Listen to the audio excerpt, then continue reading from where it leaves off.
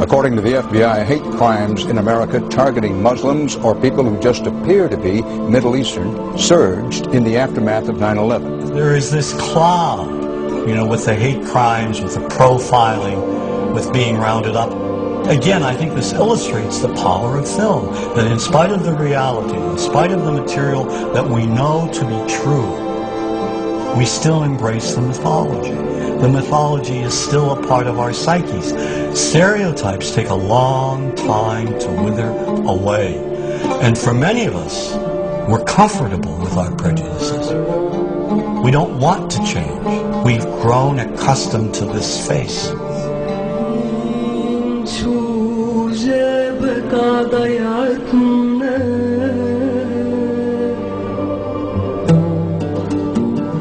When we think of Arabs, what do we see? What images come to mind? Do we see actual people? People who, despite real cultural or geographical differences, do pretty much the same things that we do. When we think of Arab women, what images come to mind? Do we see women who laugh and play and who adore their children? Women who work in the home as well as outside? Would it come as a surprise to know that in many Arab countries, a majority of college students are actually women? What's our immediate image of Arab men? Do we see loving fathers? Men who want to provide for their families? What about Arab teenagers? Do we see them the way you would think about teenagers in other parts of the world? Then there's religion in the Arab world. Do we see it as all-encompassing, dominating everything else?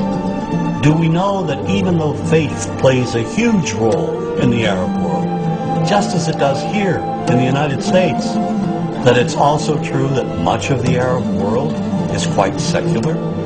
When we think of Arabs and religion, does Christianity come to mind? Do we remember that there are over 20 million Christians in the region who have lived side by side in harmony with Muslims for centuries?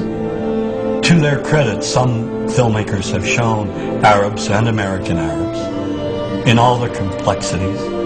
And an excellent way to shatter a stereotype is through laughter, through comedy. So we have comedians. Comedians have done this historically. Black comedians, Jewish comedians. So we see Arab comedians doing this, and this is one way to release the tension. Things on a credit card, true story. Guy down the counter picked up my credit card, sees the olive card, looks at me all weird. He's like, "Hey, buddy, what kind of name is that?"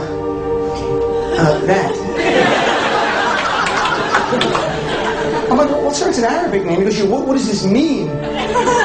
So I'm like, "Well, translate it to English. It means peaceful, friendly Arab." But he's not happy because, what Arab country is your family from?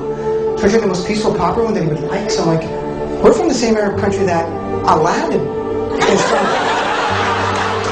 To his credit, Michael Moore in Fahrenheit 9/11 in the DVD includes a scene with this comedy coming out. My name really is Ahmed, and I can't fly anywhere. All you white people have it easy. You guys get to the airport like an hour, 2 hours before your flight. It takes me a month and a half.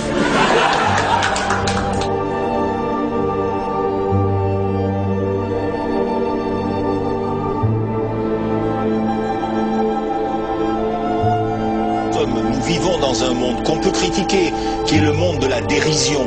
Vous le savez bien, et dans les médias, je dirais le monde de la dérision, on se moque de tout. Le fait que ça se fasse me satisfait. Parce que ça veut dire que nous avons, qu'on est libre. Peu à peu... Il faut qu'on soit beaucoup plus sage que ça, qu'on rentre pas dans ces provocations.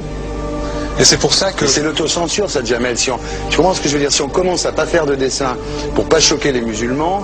Non, c'est-à-dire que pour moi... C'est de l'autocensure. C'est la fin de la liberté d'expression. Pour moi, la liberté d'expression... Pour moi, la liberté d'expression et le respect font partie... sont mariés ensemble. Moi, je suis pour la liberté d'expression. Mais si je vais blesser une personne, pourquoi blesser la personne? Non, mais si moi j'ai envie de faire une caricature sur Mahomet ou sur un rabbin ou sur Jésus-Christ, il faut que j'ai le droit de le faire. Tu comprends? C'est ça la France. Quand tu sais que tu vas blesser 10 millions de personnes, pourquoi tu vas les blesser? Pourquoi? C'est la liberté, c'est ça. C'est la liberté de...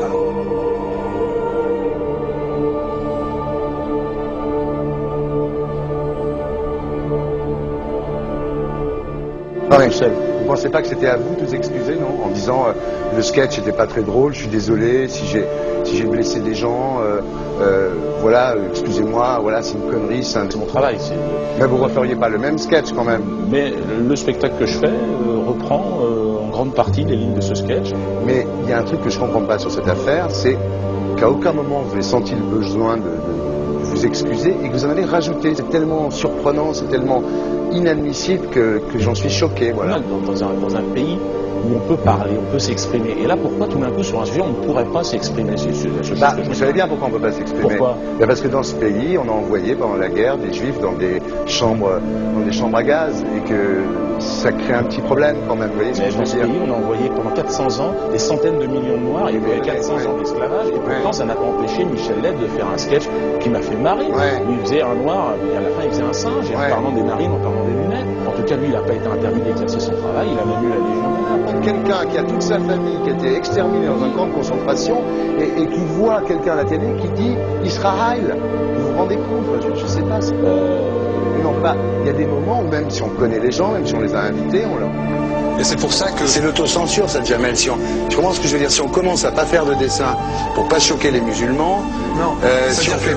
Pour moi, c'est de l'autocensure. C'est la liberté d'expression. Pour moi, la liberté. Et là, pourquoi tout d'un coup, sur un sujet, on ne pourrait pas s'exprimer? Vous savez bien pourquoi on ne peut pas s'exprimer. Pourquoi? Parce que dans ce pays, on a envoyé pendant la guerre des juifs dans des chambres à gaz et que... Deux poids, deux mesures. La liberté pour tout le monde. C'est-à-dire? La liberté pour tout le monde. Il y a une personne comme Dieudonné qui a fait un rabbin, enfin qui a fait un colon juif, etc. Tous ces DVD ne sont plus dans les pactes. On l'empêche médiatiquement, on ne le voit plus. Alors que lui, c'est un comique. Plusieurs lois qui ont été faites contre l'antisémitisme. Et moi, je fais un appel aujourd'hui de faire une loi contre l'islamophobie.